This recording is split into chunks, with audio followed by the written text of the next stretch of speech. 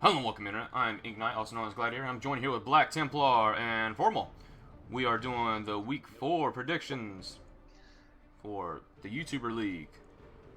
And let's go ahead and get this kick started and start talking about Malt, which is the Halfling coach, versus Crazy Soda Man of the Murdering Sodas, which is the human coach.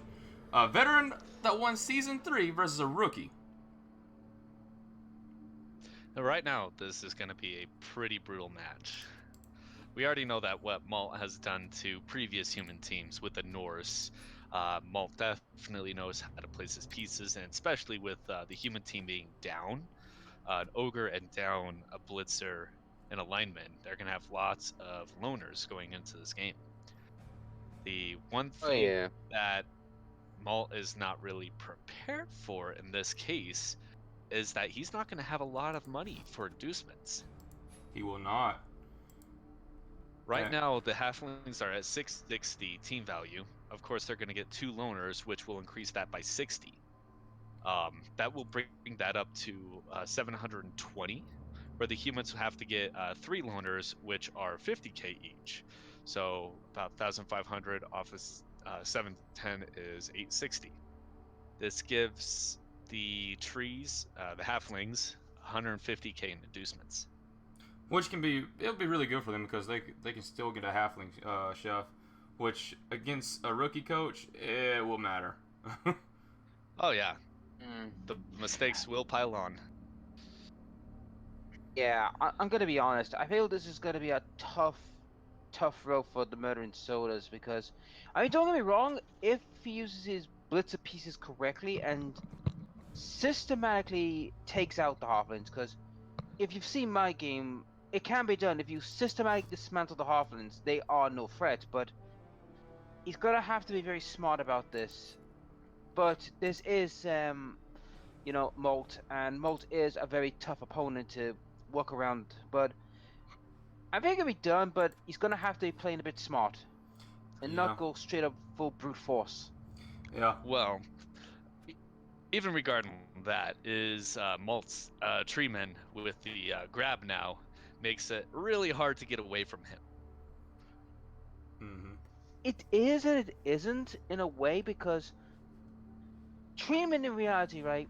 They're strong as hell. We cannot argue that. But let's be honest, they're slow. And as soon as they roll a one, they're buggered. As soon as you get away from them within like 4 spaces away, they're buggered. Yeah. Reality, you're gonna have to weather the storm and then However, kind of try and get on away. that same note, is the human coach actually going to be dodging away from the trees? Well, Point. I mean, there's not he doesn't have many dodge pieces, unlike say myself and you who've got dodge pieces. here's the thing for the human coach. He just needs to put 3 people on line, and maybe Malt will roll ones and get take root, and it doesn't matter what kind of movement allowance he has. If he takes root, then you're good. Just don't put pieces against the treeman. The treeman's going to destroy you. Run around, do what like Black says, focus the halflings down. If you can focus them down, then you got a better fighting chance. There's gonna be 2 loners, so they're most likely there's gonna be one on the line. If you attack first, just put 3 people on the line because you can't outstrength those treemen, and you might get a better chance of winning the game. Kenny's been improving over his games. I mean, yes, he has less and less players, but he has been somewhat improving as a rookie coach. Um, and he's had a rough beginning of the season considering. Um, so yeah, he's learning while he goes. He's playing, he's practicing a little bit with other players, and he's learning. So he might have a fighting chance here. Yeah, I mean, definitely if he can take advantage of his blitz pieces, his blitzers, use that block to knock down those halflings. Because once the halflings start falling, the halfling coach is going to have a lot harder time of pulling through. So you just kind of have to take advantage of that, because the thing is, he's not going to have a deep bench. You guys are playing 11 to 11. Any piece that gets knocked out is going to be strong, just out. You're down numbers. You do have the strength advantage, as long as you're going human to halfling. Stay away from the trees. Yep, you're right. So let's go ahead and kick it to what the score is going to be. Let's go ahead and start with you, Mole, or Black. It doesn't matter. I'll start. Unfortunately, I'd still think Crazy Soda Man does have a bit to learn. I think if he does listen to us and does utilize it, he does have a chance. However, I do believe that Malt is going to take this one 2-0. Okay. All right. So you go back, or you want me to go?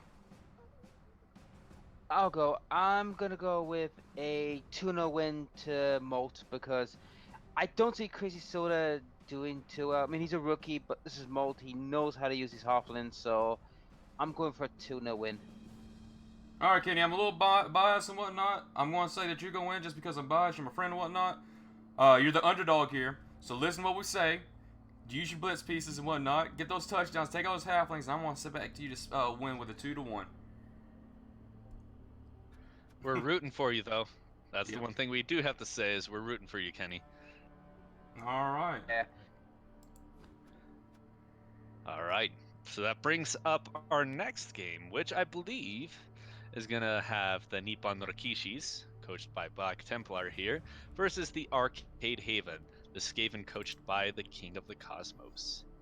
Yeah.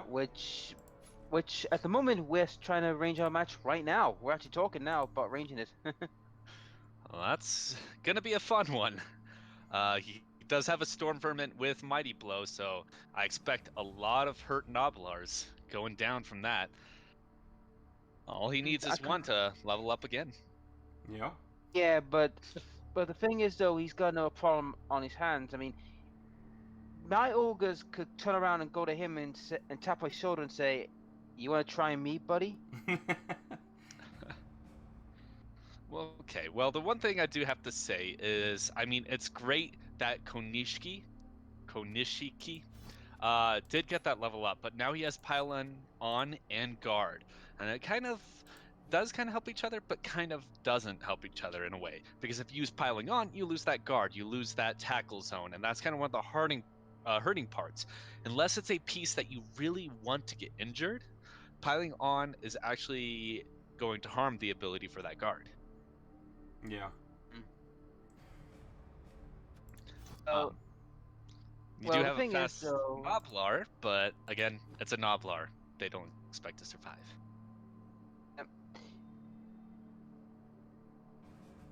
Oh, yeah, you gotta look at the. I mean, I agree the Noblars are not gonna survive, but you also gotta look at the point of his main lineout. His main lineouts are mostly armored 7, and if I could break his armor quick enough, I could do some horrendous damage. Oh, definitely. If you can break armor relatively quickly on a Ratman team, he is going to have one loner, so that guy's not going to really matter to him. But you're going to see 2 other linemen. Does not have loner. He has 1 extra player. Oh, he does? So he's going in with a straight 11. And I guess you're right. If with those linemen on the line, if he is able to land some hits and break some armor, if rats start getting sent off the field, it's going to be a lot harder for those gutter runners to sneak around. However, they are not gutter runners. They can run circles around with you, and you cannot catch them. So I do expect to see some Noblars flying. Yep, Noblars will fly. I'm not gonna. But there's one thing. I'm not gonna lie. I mean. Go ahead, Black. I'll let you go. I'm not expecting to catch the little buggers, but if I do catch one, and I do manage to bring him down, I'm gonna make damn sure I do kill them, or try to at least. Yeah.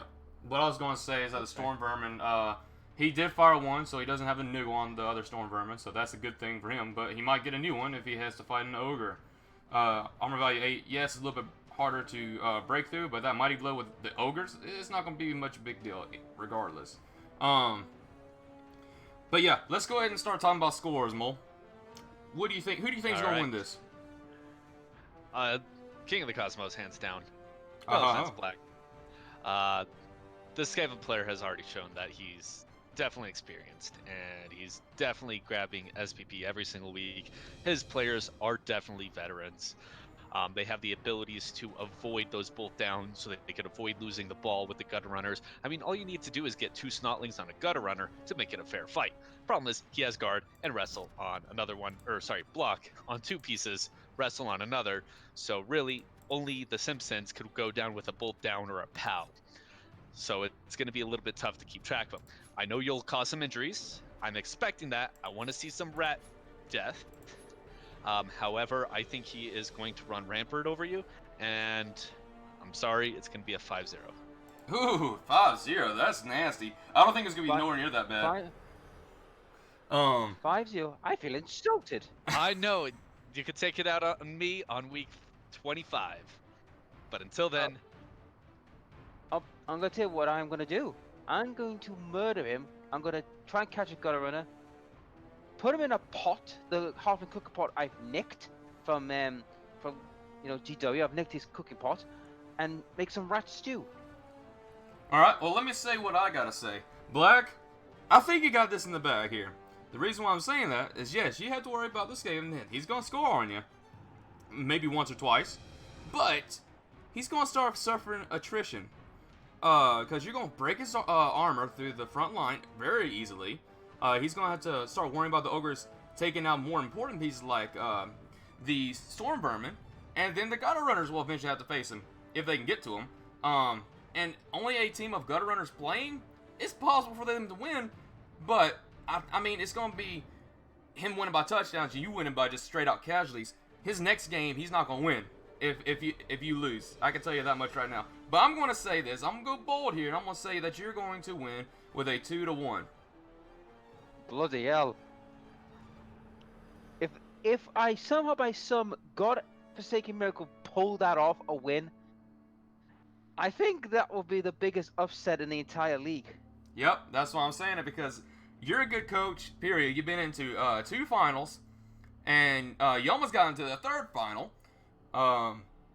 And yes, King of Cosmos has been proven to show himself that he is a decent Skaven coach. I mean, he fought against Formal and stomped on him. He fought against Romkey, won against him.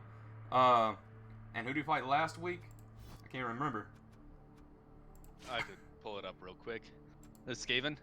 Yep, it is Skaven. He fought freaking Gamba, which is a rusty coach.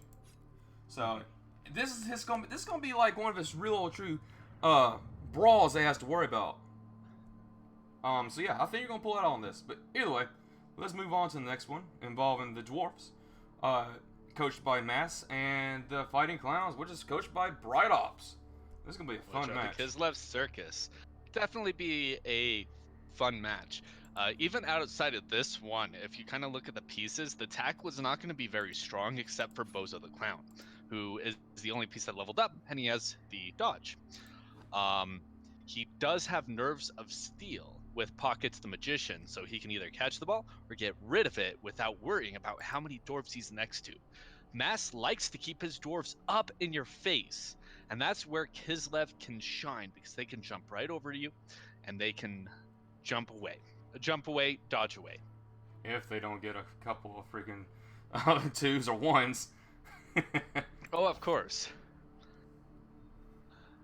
He does have tackle on Bubbles, which is not going to make any difference. The dwarves did finally get their first level up. They got a guard on a Longbeard. So he does have kind of that advantage. And he is 50k away from going for a Death Roller. Now, I don't know if he's going for a Death Roller right away or if he's going to go for a reroll. He hasn't bought the reroll yet.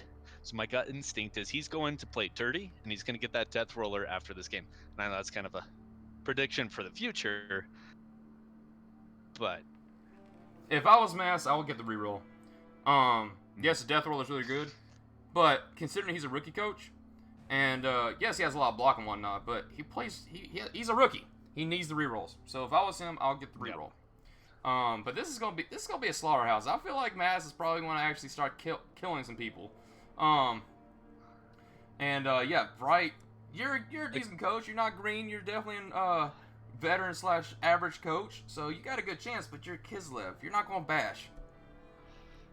Well, yeah, his armor is pretty low. All he has is the leaping abilities. So, I mean, he's definitely going to have some armor broken. He's definitely going to take some things. However, I do think that Bright Ops is an experienced coach, and I think that he can definitely take advantage of that and kind of run away with it. Well, in my honest opinion, gentlemen, regarding what he should buy next, Death Roller is a must. I know you're saying glad he should get more rerolls, and I agree to some extent he should. But I believe a death roller can be more beneficial because here's the reason why. As you all know, death rollers are a very expensive piece of kit. Yeah. But I feel like getting the death roller now will save a lot of money and hassle in the long run. And whenever it gets 100k, you can just buy a reroll. And as far as the Kislevs, I'm gonna be honest. Bright is very shrewd in his tactics. It's just sometimes he gets knuckled out of his arse, which we've seen the time and time again. But I do feel that if his leaps do pay off, I feel like the dwarves are going to struggle. So basically, whenever he's on the line, he needs to start making heavy hits, and I mean heavy hits. Yeah. Oh yeah. This is going to be a match to watch, in my opinion. But let's go ahead and start talking about some scores, though. What do y'all think? So, I am gonna put it in Bright Ops' corner.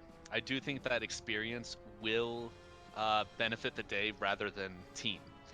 Definitely, race-wise, dwarves trump Kislev. Unless they get cheeky, unless they get good rolls, dwarves are favored.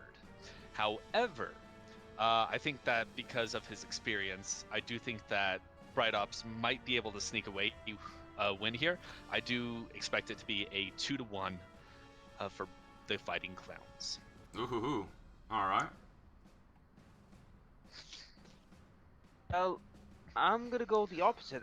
I'm gonna go for a mass win because I just feel like the communist clowns are gonna get their ass kicked by the dwarves because the communist clowns are overdue for another good ass whipping. Unless by some miracle the dwarves have a catastrophic run of bad luck, which I don't see that happening, I'm going to go for a 2-1 win to the dwarves. Yeah, I'm going to have to agree with Black here. Yes, Bright Ops is the more experienced coach here. I will definitely agree with that with you, Mo. But we see how Bright plays. He plays fairly bizarre. Granted, it is freaking Kislev, so they're going to play bizarre regardless. But they're going to get outbashed. He took dodge for his blitzer and nerves of steel for his blitzer. I mean, I understand the dodge. I understand that completely. But nerves of steel on a blitzer, there should have been block, in my opinion. I'm not trying to be rude or harsh or anything, but he has no block against a block team. He's going to get out blocked. He's going to get punched. He's going to suffer some injuries. He's going to probably lose. It's going to be a 2-1. All right. Well, it should be an interesting match either way. It's a battle of attrition. We'll see if the Kislev can out-sustain the blows and see if they can hop over the competition. All right. And let's move on to the next one, which involve the Gobos versus the High Elves. So the Aristoblins, coached by Speedy, they are undefeated. They are 3-0-0. They have done very well, and even though they were expected to get absolutely destroyed by the Wood Elves, they actually cleared the pitch. They beat every single challenge that has been thrown to them, including some really strong teams. And it wasn't like Dialpha was super nuffled in week 2 against the Goblins. Gobelos. Goblins. But I mean, it's definitely going to happen. I know the Goblins aren't going to go undefeated this season. They are against definitely an experienced player, and especially with Elves, I think they do have some experience. They're definitely playing well. They don't have a lot of level ups on their team quite yet. However, the levels he did take definitely can spell for a bad time. Now, for the Goblins to have a chance here, again, they have to utilize their pieces. They have to utilize their Fnatic. They have to utilize their Looney. They're going to have some bribes. They got to make sure those pieces keep on hitting. It's going to be a tough game. But if we see what happened to the Wood Elves, I do think that they have a chance. However, with the higher armor, it may be less likely. Yeah, that higher armor is going to be the proven thing here. Now, Speedy does have a good fighting chance, but I was talking about the High Elves level ups, not the Goblins. I understand what you're talking about, but there's still the chainsaw and whatnot, and the Gobos did destroy the Wood Elves by clearing them all off the pitch. But the higher armor is going to be the deciding factor here. Armor value 8 versus armor value 7 against Gobos is a big deal. Yes, the chainsaw will reduce it down to 5 armor if you blitz with them. Same for a foul. But I believe that with a higher armor value, and yes, they're not war dancers or anything, but Oathmaster, he's a defensive coach, and he's playing high elves. Whatever he does, he's going to try to predict what you're going to do before you do it, Speedy. You're a green coach. I wouldn't say you're rookie, but you're definitely green for playing Gabos. You fought a rookie last game, so you got some decent stuff from that, but your Gabos are 920 right now. 920 Gabos, yeah, she got 2 bribes. Well, granted, you're fighting the high elves, which is 1,100 right now, I believe, right? Something like that. So 1,100. Yeah. So you He are actually going to get has 2 bribes easy. 220. Yeah, you're going to get 2 bribes and a star player. So, I mean, with that in mind, you can definitely get away with some shenanigans. It's also going to depend on who's going to get the role. Who's going to receive the ball. Gabos always do better if they receive the ball. So we're going to have to definitely see on the pitch what you can do. But what do you think, Black? The thing, well, one last thing about that is even if the high elves receive the ball first, with the secret weapons on the field, they have to score quickly to avoid getting destroyed by the secret weapons. Yep. And what do you think, Black?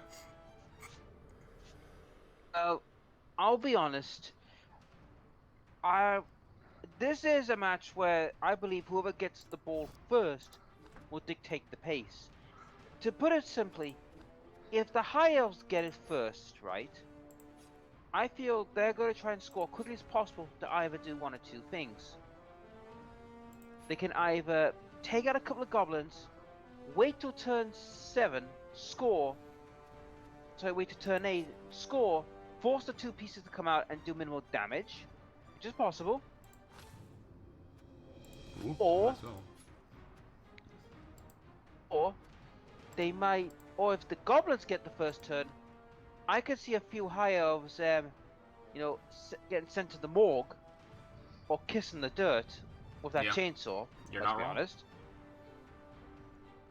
It is really going to boil down to whoever gets the first turn. Yeah. Now I do have to tell y'all both that he does have the Nofo altar, and it's going to be on the Gabos field. So that is also a deciding factor that can change the outlook of this game. He can get the Bombardier star player for 10k, which I don't think you're going to choose that against high elves. I mean, entirely up to you what you want to do. If you want to bomb your own team, go ahead. The one thing that he can do with that is he can underthrow it. The elves will not have a chance to intercept it. It's not a Hail Mary pass. Underthrow it, elves can't catch it, may land at their feet, knock them down. I still wouldn't recommend get a Bombardier against high elves, regardless if you're trying to underthrow it or not. Because it's a Gabo, he's stunty, he's going to have a negative on the pass. In this situation, it's just not worth it. I'd just say get another chainsaw, if not another bribe. Yep. But I mean, you definitely can get quite a bit from here, and you can utilize that 50,000 to definitely boost your armaments. well, we're not the coaches in the deciding factor of the Gabos. It is Speedy. So let's go ahead and speak about some scores. Yeah, I'll go ahead and start. So I do think that the goblins will put up an effort. I do think that they'll make a great run for it, but I do predict that the high elves are going to come out 2-1. Okay. I'm gonna go for, and this might shock a lot of people, and I think I might give Speedy a heart attack, but I'm going for Speedy to win 3-0. Oof. I don't. That's gutsy. That is gutsy. I don't think that's going to happen. I'm going to have to go. I'm going to say it's probably going to be a 3-1. It's a high scoring game. I feel like Speedy's going to be able to get the one turn touchdown at the end, miraculously, unless he just tries to go out killing. But I feel like the Oathmaster is going to play defensive. He's going to pick his targets relatively well. If he gets nuffled, he gets nuffled. I mean, he did lose to Mass, which is a rookie coach. So, I mean, there's that. Tied against Mass. You might as well say that was Was a it tied? loss. You might as well say Alright. that was a loss. It's a rookie Alright, it was a coach. It might have been a tie, but you lost that, man. Either way, Yeah, 3-1. Oathmaster winning. But all right. The next match involves the Wood Elves versus the Tomb Kings. Kemri. Yep. Oh. So, Well, all I gotta things say this. I gotta say this. Even though Tomb Kings performed one, if not the shockers of the season, it was one of the shocks of the season. What they've done, Mm-hmm. but still, I kind of feel the one Tomb guy is kind of still a detriment in some regards. But you never know. We've been proven wrong already about them. They might do the unthinkable and maybe spank the what else to oblivion.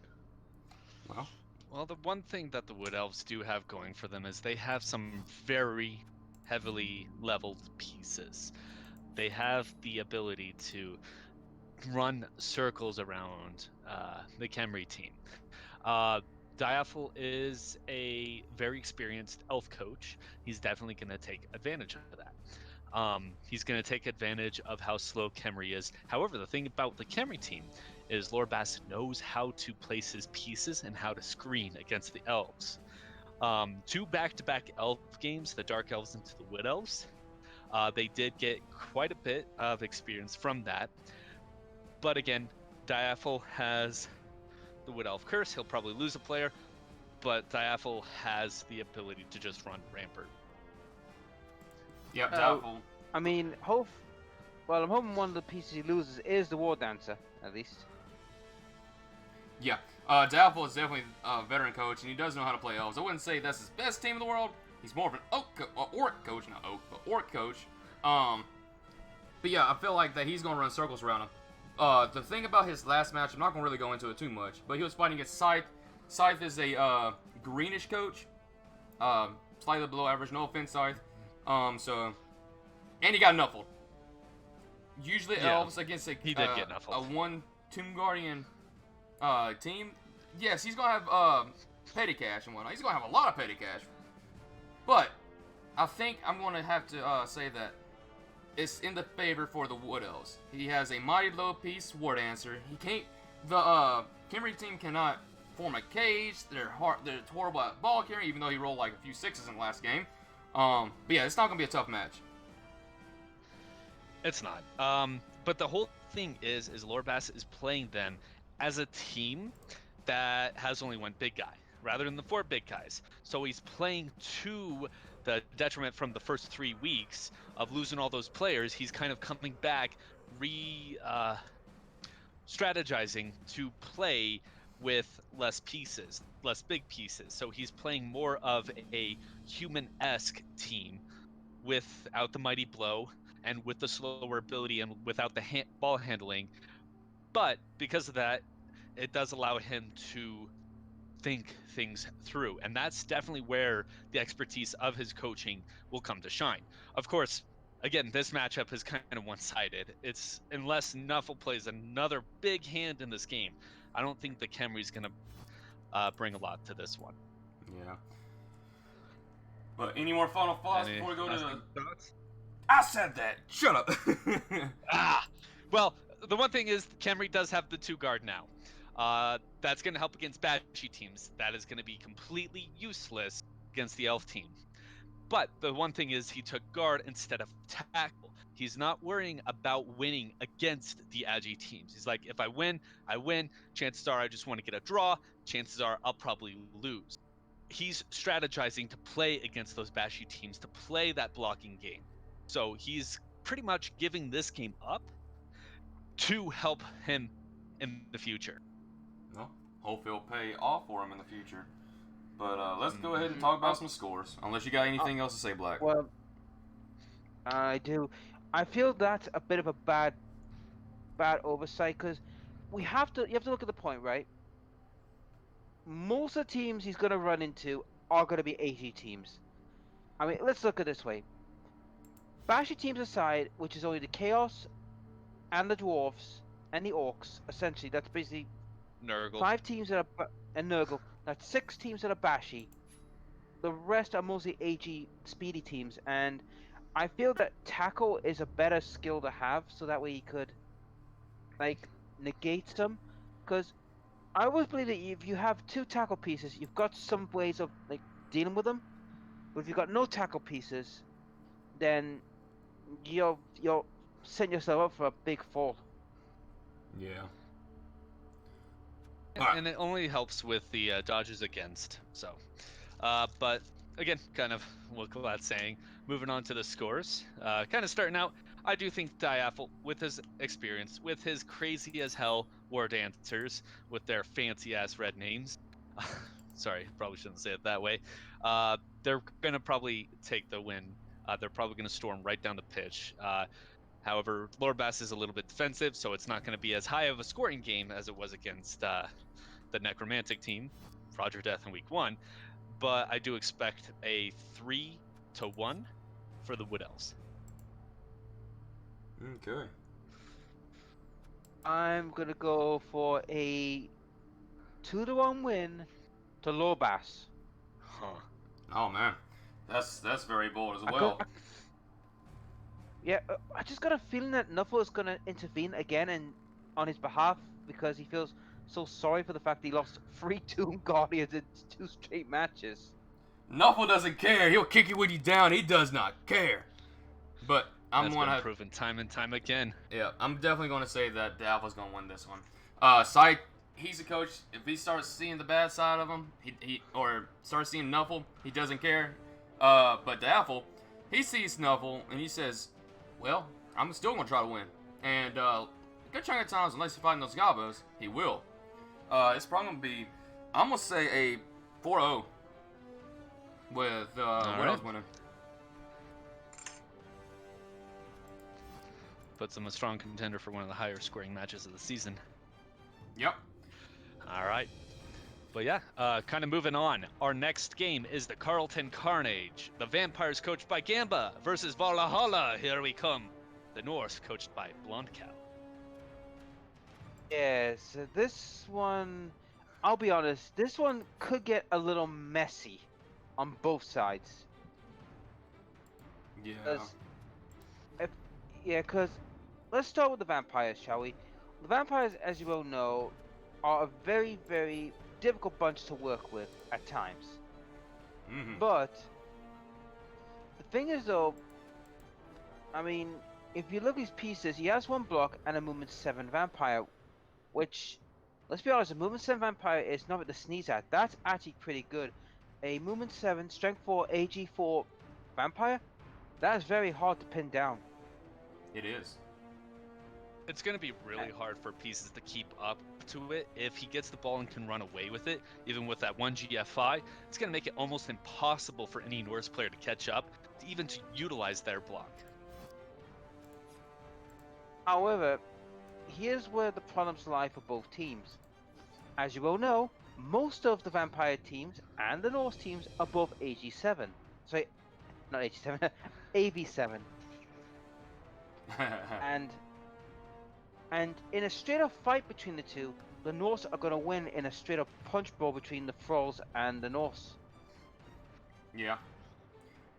They can out-strengthen because there is 3 vampires, but there's a big old Yeti and there's the Ulfwinir that you gotta worry about. There's nothing to sneeze at either. The Ulfwiners can go 1-1 with the vampire. It doesn't have block, so that's one of the negatives for that. However, one thing you guys did forget to see is that he does, the Norse player has Loki and Balder, which are 2 runners. They both have Dauntless. They are also 7 movement. And with that Dauntless, they could either get a 1-1, or even with a buddy, they could get a 2-block dice against the vampire. And with that block, could definitely spell the difference between you have the ball and you're going to score, you're now down, we have control of the ball. All right, Maul, here's a good question for you then. These are your friends. Yeah. Who's the more veteran coach here? Gamba. That's what I thought. He is rusty, though. So He's rusty. He hasn't played in over a year. Definitely comes out in his play. He knows how to screen. With Blonde Cow, he just kind of goes all in. If you've seen his placement, it's all along the line. I've been trying to help him so that he can screen a little bit more. But he's all ready to just cause some mayhem, cause some murder. The ball is an afterthought.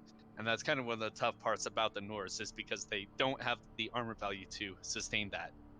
But out of these two, unless Blonde Cow can get some really lucky hits in early on, it's probably going to go for the vampires. Okay. Any more final But thoughts? we have to add to. We gotta add one factor as well, gentlemen. Bloodlust. Yep. Mm-hmm. Now, bloodlust, as you well know, is a very fickle mechanic, and if that goes off constantly, that could give Gamma a real mega headache. It can. Yep.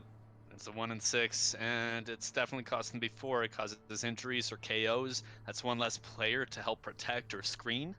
Yep. When I was fighting him, it did make a lot of things you have to worry about. Heck, the bloodlust kicked in. He was going to try to do a play. They get off the field, and I was able to steal it. Yeah, that bloodlust can make or break a game for vampires. Yeah. And I also believe as well, on the way of the Norse, it's going to come down yet again, like I said in an earlier match, who gets the ball first. If the I vampires actually get it first, disagree with you on that statement, though. I'm going to disagree with you. This is a battle of attrition. It's not a matter of who gets the ball first. It's about who's left standing. if you let me finish, Formal. All right. So before you jump the gun, let me finish. What I'm trying to say, it's not about the ball control I was about to say about this time around. It was about who's going to get the first punch. Because if the Norse can get the first punches in against the Thralls, because let's be honest, Gamba's not going to put his vampires on the front line while there's a Yeti running about now, is he? I wouldn't think so. I would think this is going to come down to who will get the first round of punches. If Blancal gets it first, then we could see a few Thralls either KO'd or injured, or stunned, whatever comes first. By the same token, if Gamma goes first, then we could see a few Norsemen getting injured because, like you said, attrition is the main key. But it's a question of who can sustain it longer. And that's the question we've got to ask is, can the Norse sustain long enough to get rid of the Thralls, or can it be vice versa? Could the Thralls sustain long enough to take down the Norse? Yep. But let's go ahead and start talking about some scores, if we don't mind. So, I actually think that this one, again, kind of how the teams are set, how it's going to play out, battle of attrition. I do believe that it is going to come down to whoever gets basically hurt first. But I am expecting this to be a 2-2 tie. Mm-hmm. 2 tie. Ooh. I'm going for a 1-1 draw because I don't see both teams excelling in the score department. I feel like it's gonna come down to who could survive.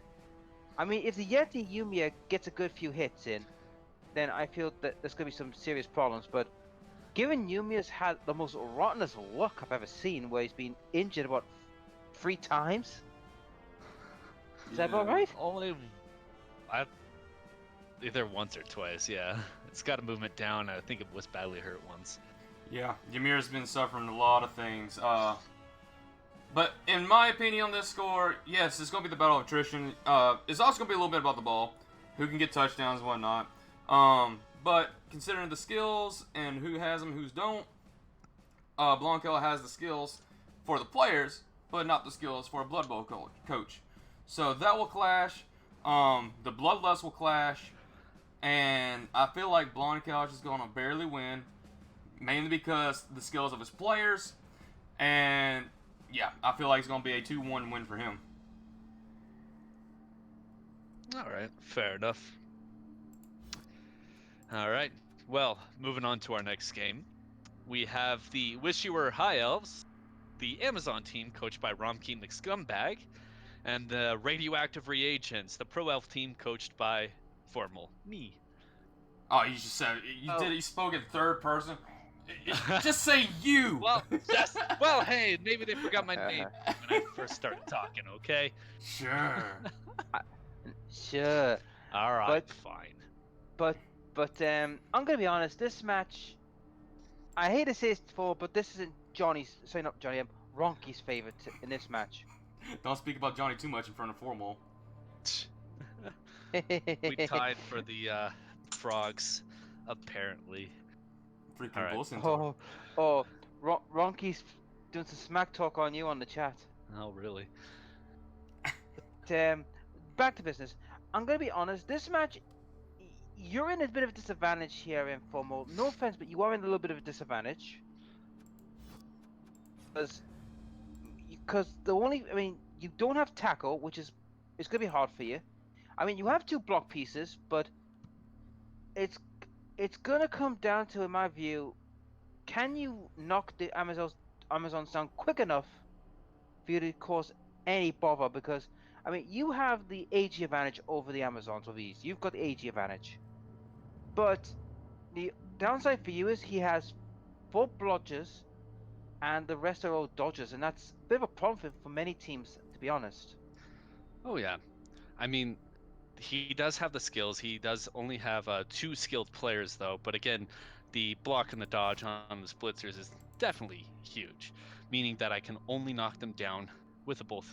I mean, with a POW. Both down does nothing.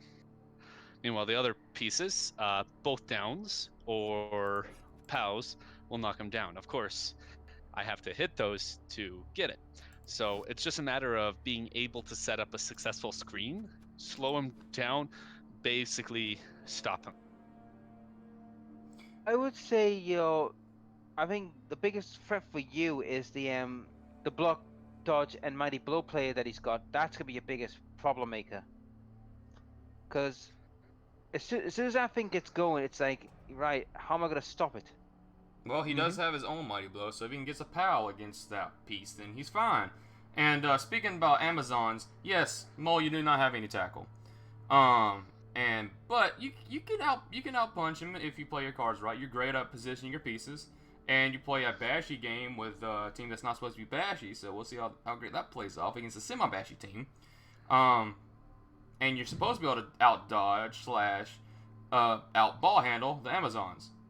Supposed to. We don't know how that will be, but considering on how things work, you are the slightly more experienced coach. You know how to play the game a little bit better than Romkey. But Romkey's starting to gain some traction. He has dodge, he has the skills, he doesn't have to worry about all the rerolls. Granted, you might as well say 5 with your leader thrower. But yeah, it's gonna be a pretty even match in my opinion. It's gonna be an even match, but I still say this is gonna be a very hard match for Formal. I mean, yes, he could outpace him, but it's a question of, can he get any damage in, or can he avoid getting damaged? Yeah, that will be a deciding factor because that blitz with mighty blow tackle. Granted, do you have any dodge pieces, Mo? I think you had like 1 or 2, don't you? 2, I think. Yeah. So that tackle piece I can't have, hurt them. Bruce Lethal Dose and one of my blitzers. Yeah, so that would be a slightly deciding factor because one of your blitzers has it, and of course a lineman has it. So I mean, AV7 with mighty blow, that could be nasty. But Nuffle shows his face every once in a while about how that works, and your thrower's safe at least. Yeah, about that. Yeah, no, it's definitely going to be a tough match. I know it's probably going to be one of the toughest matches of the season. I know I don't have the tackle in there to combat that, and that's completely fine. Right now, mostly focusing on seeing if I can propel some of my players SPP-wise, get them to level up, set me up for the future. Because all I need is 1 pass on Alpha Particle Agent K, my second blitzer, and a single pass on another one of my linemen, and there, I got 2 level up. Even if I lose the game, I have a chance to bring it back. That's fair. Looking for making your team stronger in the long run. That's a good option to try to do. But yeah, Black, let's go ahead and start talking about some scores. I'm gonna go with. I'll be honest. I'm gonna go with we were elves.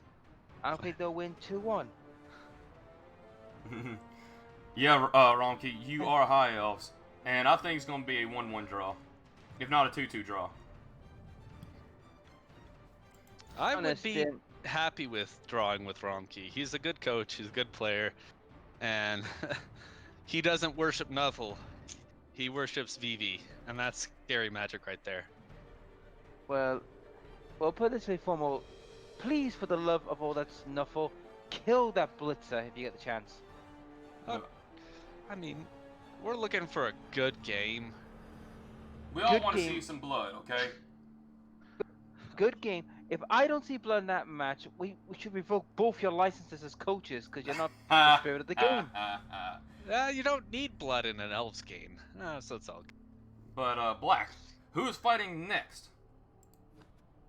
It excuse me, because I'm a little bit I have it blind right at the here. moment.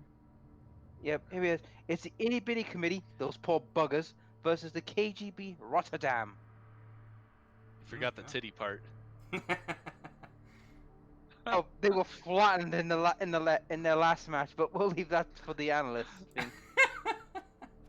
All right. Well, kind of looking at this game, I mean, the Halflings do have a low team value. They can definitely take advantage of that against the Nurgle team, which is starting to bloat up fairly quickly at 1,190 team value. That's not to say that's the wrong move.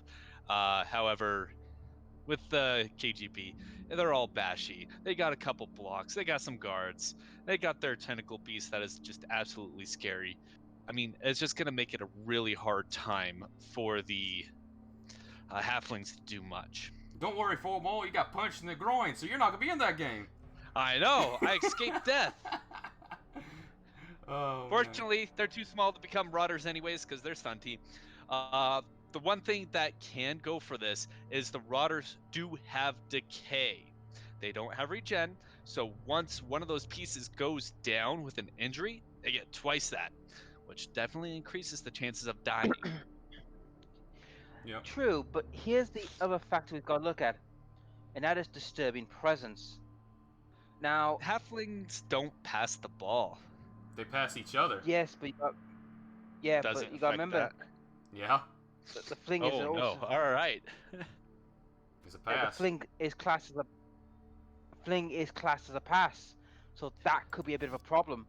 So this is where the Nurgle have the advantage here, because they could shut down the fling mechanic and go, right, you can't fling, you have to try and power your way through me, or dodge, and hope to get away from it. But I mean, here's the thing, right? He's got two block pieces, which is the two Nurgle warriors, which, let's be honest, those two of block is terrifying for most teams. Let's be honest, it's terrifying.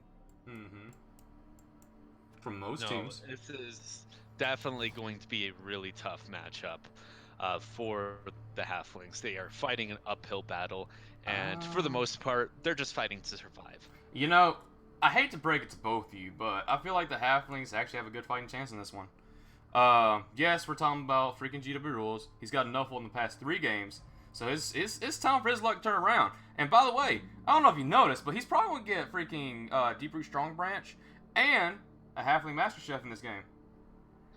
He could probably even grab more. His team value is 660 versus 1,190, so he has about almost 500,000 to play with. That's huge. Oh yeah, but we also got to look at one factor as well, and that is the repulsiveness of the Nurgle team, and that could really hurt the treatment big time, because if he fails to hit the Nurgle like warriors when he tries to hit them and he rolls a 1, it's like, I can't punch them because I am so repulsed by their face. Ugh. Yeah, but I still, like I said, I feel like that the Halflings have suffered enough from Nuffle. I feel like Nuffle's destroyed them time and time again. And I know he's offered plenty of different things to Nuffle, because that's what GW Rules does. He offers things to Nuffle. And yet he's been really, really mean to him for no reason. So I feel like he's going to actually gift him the praise to actually win in this match. And I'm going to go ahead and say it. I'm going to say it's going to be a freaking 2-1 victory for them. See, I like your what is that? I don't know. I don't know what you're talking about. I don't know the words. It's not like being dumb or anything. It's like your enthusiasm for rooting for JW Rules. But this is like probably their worst matchup of the season. And because of that, I think the Nurgle's going to come away with it with a 2-0 or even a 3-0 victory. I'm inclined to go with Nurgle 1-0, but I sense another massacre for poor JW Rules in the next match. I sense a massacre on the way. So two people say he's gonna lose, and I say he's gonna freaking win. I'm trusting you, freaking GW Rules. I'm rooting for you, man, because I need you to destroy some freaking Nurgle warriors, if not the Beast of Nurgle. I need you to kill them straight up. He wants you to kill him so he doesn't have to face them. That's the whole thing. No, I want you to kill him so then I can kill him. Killing is an art form, Glad. You should know that it's an art form. Yeah, And the halflings do it best. They just jump up, and wherever their fat little bodies land is where the damage happens. Yeah. But like I said, he's been nuffled the entire time. He deserves to win. He has. I want him to win, and he's got some games coming up that may turn the tide. But let's go ahead and move on to the next match, which is the Helsing Abridgment, the Vampires coached by Pirate Joe versus the Red Ram Serial Killers, the Chaos Team coached by Thanex. Yeah, this is gonna be a match right here. Oh yeah, I mean, I do question one thing about the Rams though. Why in God's green earth did you give Leatherface dodge? I will never know, but He rolled okay. doubles. He didn't want to waste it. Well, Yeah. fair enough, but Standing up. I would give them mutation actually, to be honest. But they that's did not those here or on there, to be normals. honest. I'm gonna have to Oh, agree yeah. with Formal. Oh, yeah, do. It's pretty hard for a Chaos Warrior to get any kind of agility, so dodge is actually a really good skill for them. And you can probably make him a ball carrier because he has You agility actually 3. can. Agility 3. And so kind of like going off of that aspect alone gives that player a lot of things. Like, even if we looked back at last season with my dwarf team, whenever I rolled a double, that dwarf had dodge, and you know it. Yep. Yeah, but we have to look at the house in the bridge though. I mean, they've got agility 5 and 3 block pieces. Now, let's be honest. When it comes to Chaos and the Vampires, they're probably like equal teams. The only difference is one's got better AG and one's got better like toughness. Let's be honest. Yep. Well, the But one thing you I- have to kind of consider as well is that you're kind of negating the fact that there's a blitz per turn. He does have horns. That makes him a 1-to-1 against a vampire, a 2-die flat against a thrall, and with a friend, that's a 2-die against on a vampire. That's huge. So all of his Oh. pieces are threats. Oh yeah, I'm not arguing that all these pieces are threats, but we have to look at also the point is as well, is that the vampires are very tough cookies to crack, and I kind of feel that for the Rams, it's gonna be a tough match for both teams, no matter what's gonna happen. It's gonna be tough, Yeah. but I do feel that because the vampires have got 3 block pieces, it's gonna make the job for the Chaos a little harder. But at the same time, like we said earlier, if the Chaos can get a good few whacks on the thralls, that could play a big factor. Yep, it can. The vampires, I think they have the advantage here. Yes, 4 vampires versus 4 Chaos Warriors, they're just straight up better. But the Chaos does not have any punching skills yet. Yes, horns are great for blitzing against regular strength. And I'm a Chaos player. He has a guard piece, which can be effective on the line, but that's it. He might be able to punch on the line, but once Pirate Joe goes behind with those vampires and start hypnotizing people to break up cages, you're gonna start seeing Thanex fall.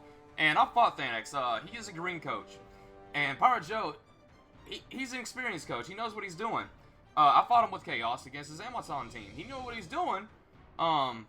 So I feel like Pirate Joe has the advantage in this aspect for skills and for player skills. So I'm probably gonna say it's gonna be more towards his side of the field for winning. But there's still bloodlust you gotta worry about. well, even looking at the Chaos team, they just need few injuries on some of those Beastmen, or even the Chaos Warriors, just to level them up. He's almost there to make a very strong team. He just can't quite break through that ceiling yet. The second he does so, his team will become a lot scarier. However, with those vampires and those blocks, they're probably going to be a detriment. Of course, bloodlusting, knocking out thralls, things like that. However, those pieces are going to definitely run this game. Yep. And also that AG5 vampire. That AG5 vampire is going to be a nightmare when it comes to like the dodging, passing. You got to find some way to slow that thing down, but that's easier said than done. Yeah, Pirate Joe, just a little tip for you. I don't know if you'll take it or not, but I highly recommend, if you get any more freaking skill level ups for the police girl, give her Leap. Just because she has Agi 5, and it'll make her ridiculous going into cages and whatnot. I mean, you're vampires, it doesn't matter if they have a cage or not, but that would just make it so much more hilarious to see. That is a huge advantage too. Yeah, no, Leap would be amazing on that vampire. No cage is safe. 4 strength, goodbye. Yep. But, gentlemen, let's go ahead and start talking about some scores. Who do you think is going to win this matchup? So, just because of the skills and kind of the playstyle, Pirate Joe ran rampart against the dwarves last week. He knows how to kind of take advantage of the placement and kind of make do with that. I do think that Pirate Joe is going to try to bring that luck and that mindset into this game. I'm expecting Pirate Joe to probably win 2-0. Okay. What do you think, Black? I'll be honest. It's gonna be a close match. Don't get me wrong.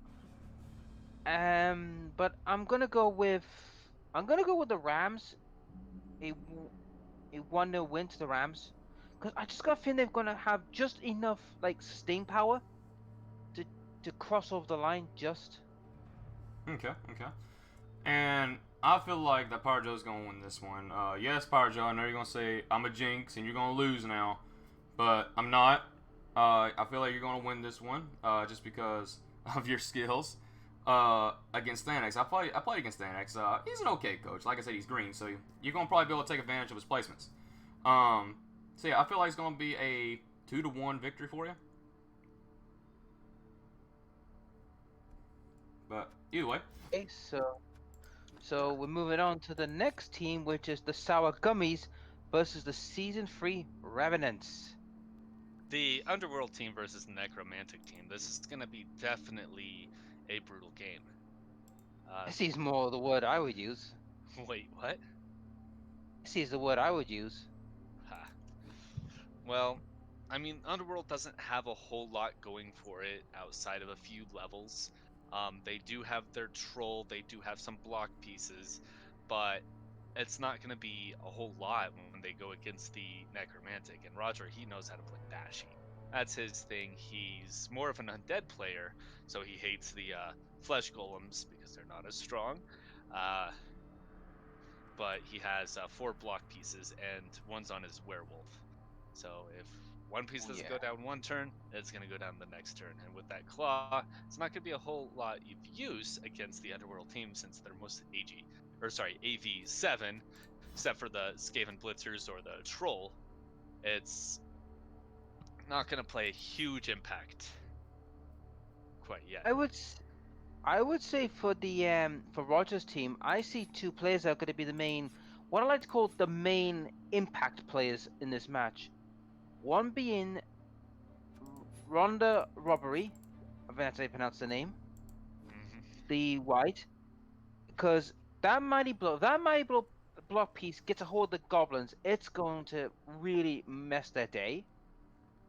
Yeah. And the werewolf, if the werewolf, now this is a long shot, if the werewolf can get a hold of the troll and bring it down, he could take him out. It's a long shot, yes, but if it's pulled off, it could be a very big game changer. Oh, definitely. The werewolf and the Mighty Blow White is very strong pieces against this Underworld team. I played as Underworld last season. I did okay.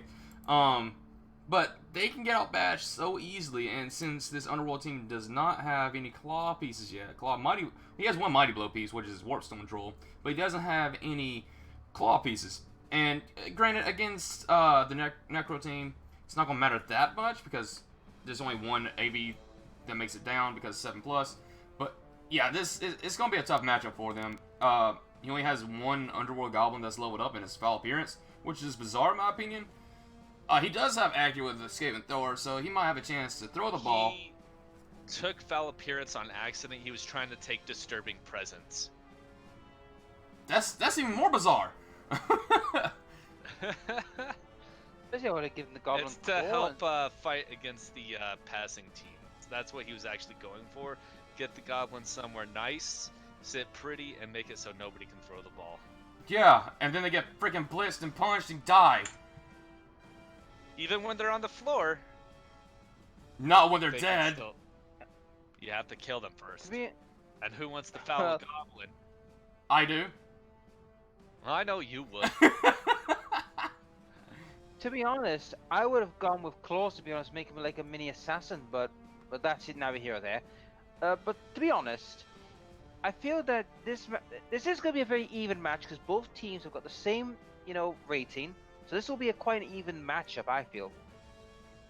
Will be an even matchup, and I do think that Novel will play a hand on this because Roger did advise that he has 3 types of luck. He's got good luck, he's got okay luck, and he's got horrible luck.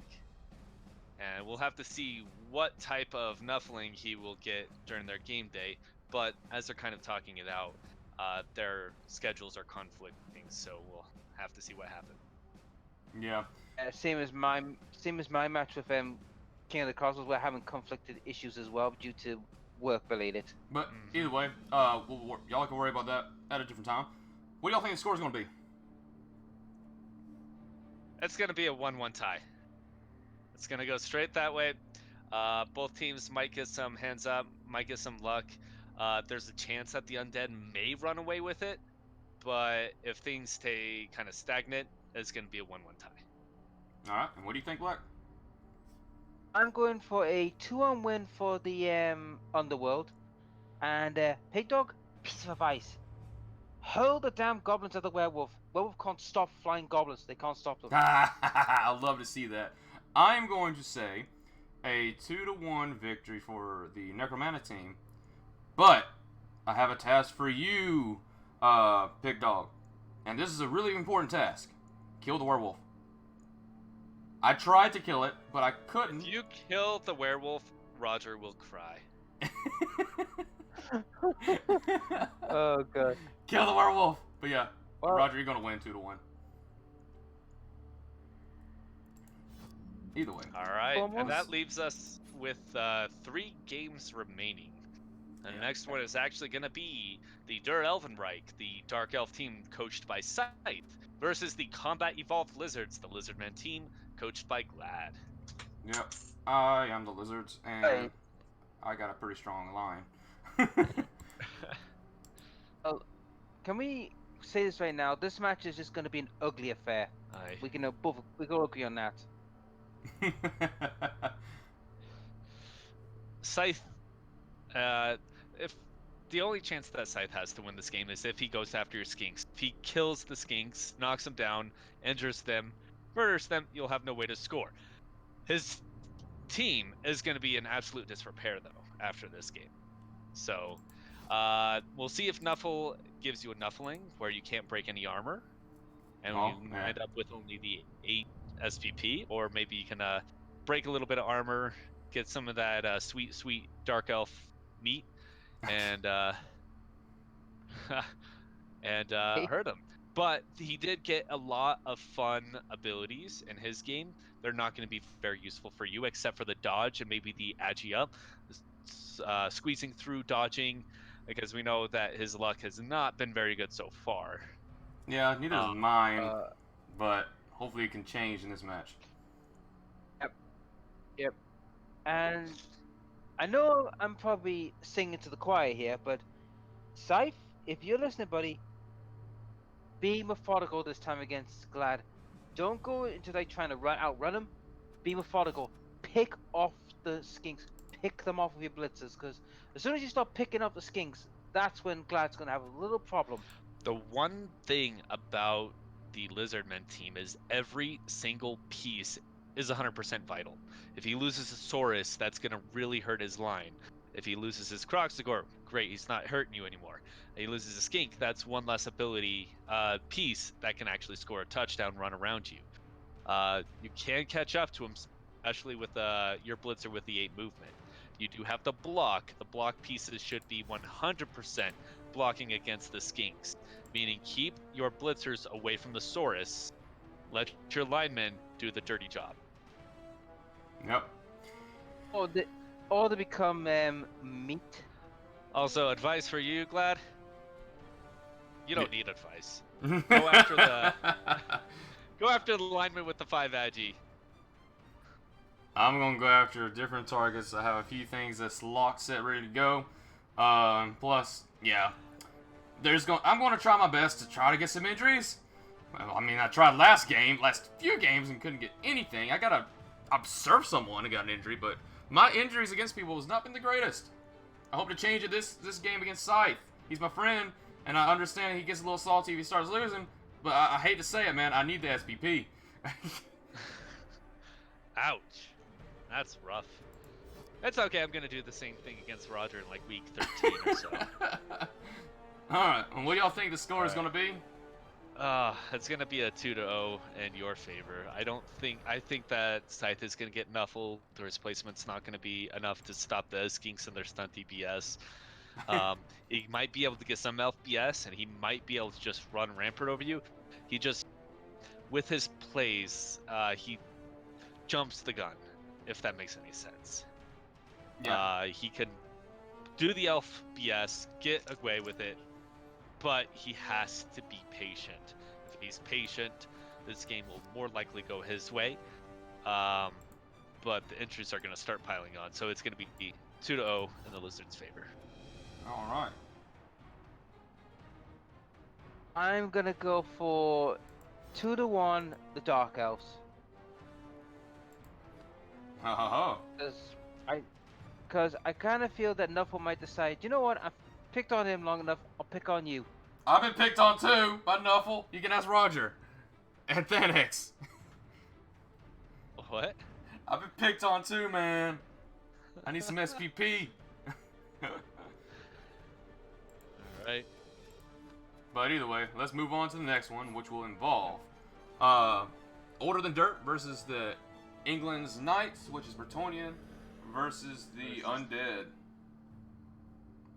The Undead have already made a huge strong going with it. They already have block on a mummy. Those mummies are going to be on that front line, and they're going to try to make mincemeat of those peasants. Yep. Oh yeah. No argument there. I mean, that's what terrifies me about that mummy. It's like, hello, I'm a strength 5 piece, but I also have block. It's like, oh crap. And it doesn't have any kind of nega traits, so it's even more scary. They are really powerful pieces, and of course Roger's favorite piece in the entire game.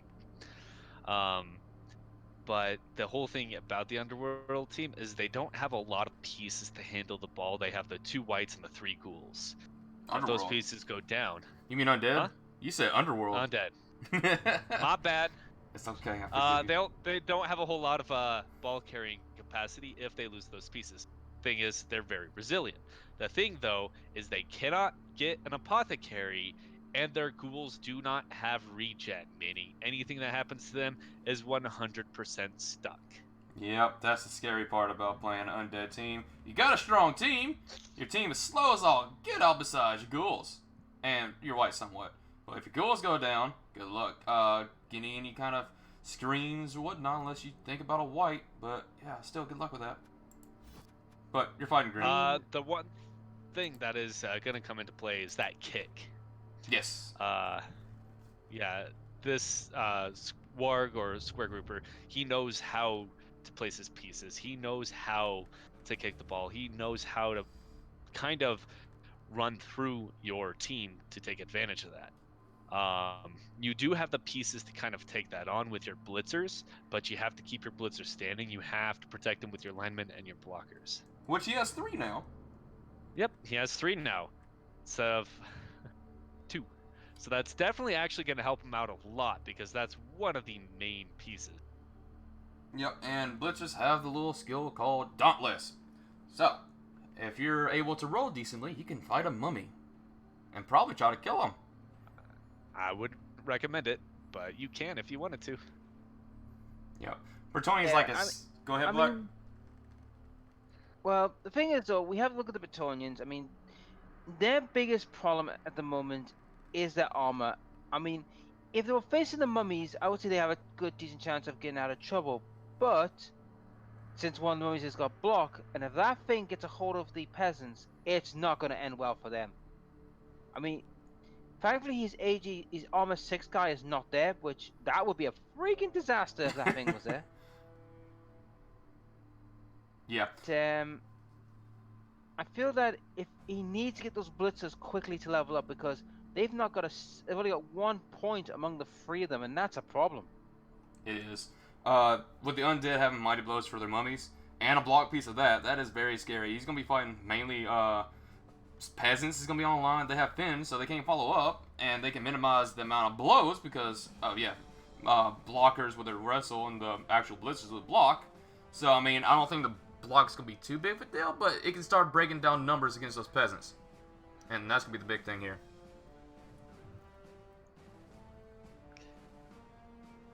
It's definitely going to be an uphill battle for the Bretonia. It's he can squeeze by and possibly score and steal the victory away, or even tie it up. But again, it is going to be an uphill battle, and it's going to be all about placement. Before he commits anything, he needs to think twice.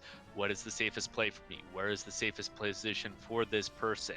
How can I maximize the risk that the undead are going to take? Yep. This is going to be a fairly hard match for them. My tip for you, though, Grim, target the ghouls if you can. Square Grouper knows how to protect them, but just try to target them if you can. But any more final thoughts before we move on to scores for this? Nope, Really? no final thoughts from me. All right. Black, who do you think's going to win? I'm going for Older Than Dirt 2-1. All right. And Mole, who do you think's going to win? I'm really hoping that Grim can score a touchdown. He hasn't scored one yet, so that would definitely be a big boost for him. But I think that the Undead are going to win 2-0. I don't think it's going to be a 2-0. I think that Grim can score a touchdown. I do believe that Square Grouper is a more experienced coach, has the best experience, and he has just a strong team. So I feel like that he is going to win 2-1. All right. But let's go ahead and move on to the final match of the prediction of this week. And Which that is the Crush. Sorry, go ahead. Or I could do it. Or I do it! The Orcs, which is Crash Force by Johnny and his weird, dumb team name. Spermaltilung de Roses. Oh, man. Chaos Dwarves versus Orcs. It's gonna be definitely a bloody match. I just hope that the Doppelfire doesn't accidentally spend his actual cash as part of his petty cash and be short for a reroll going forward. Yeah. But he does have a guard on the troll. To be fair, I mean, this is a battle of the 2 ugly bastards, let's be honest. And, well, they are both ugly bastards. And, to be honest, if we look at the Orcs for a second first, I mean, having guard on the troll is a good thing, because if you put him next to the 2 Black Orcs, in the middle of a Black Orc mob, that's going to be hard to shift. And with one of his Black Orcs having block, at least he's got something to hold off against the Dwarfs. However, as far as the Chaos Dwarfs, which are even more ugly bastards who drew the war for the frog, if I recall. Yeah, we tied it. Yep. Now, 2 things stand out with the Chaos Dwarf team. 1, they've lost their Agi for Hobgoblin. Now that's big because that's a good, decent ball carrier missing. 2, this is the biggest factor. That claw guy. He could be a massive factor in this match. Yeah, claws against freaking any armor value above 7 is going to be a bit of a factor. especially against orcs, since most of them are 8 and 9. If he can get any big blows against a troll or a black orc, or, you know, blizzard for that matter, it can be costly. Now he does still have his freaking other chaos dwarf blocker that has a messed up lip mouth thing, so he has that going on. We're not talking about that one. We're not talking about that one. But no, he has a claw piece, and that's definitely gonna cause a lot of issues for the orcs. Yep.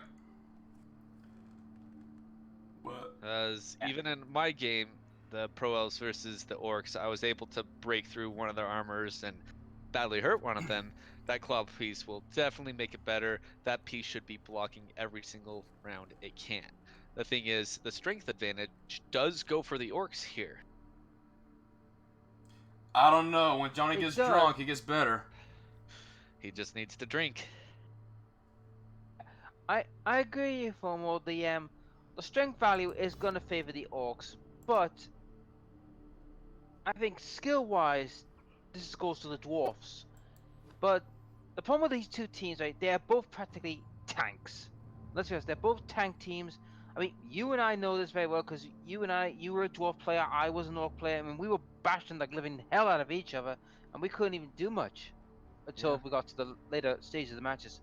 So I feel this match has the potential to be a good old-fashioned, dirty, mucky slobber knocker. Yeah, this is gonna be a bit of a slobber knocker, and I'm gonna go ahead and say my score. I think it's gonna be a tie. These are both rookie coaches. Well, not really rookie, but they're both green coaches. And Johnny, he if you tell him to do something, he'll go straight up do it. He doesn't care. So I mean, in that same situation, Made all those dodges with the bull centaur somehow. I don't get it. But I mean, if you really want to win Double Fire, just tell him to do some ridiculous dodges while he's drunk, and he'll do it, and you'll win. So that's all you got to do. But either way. Hey, don't say that. He's gonna listen. He's not gonna listen to anybody anymore.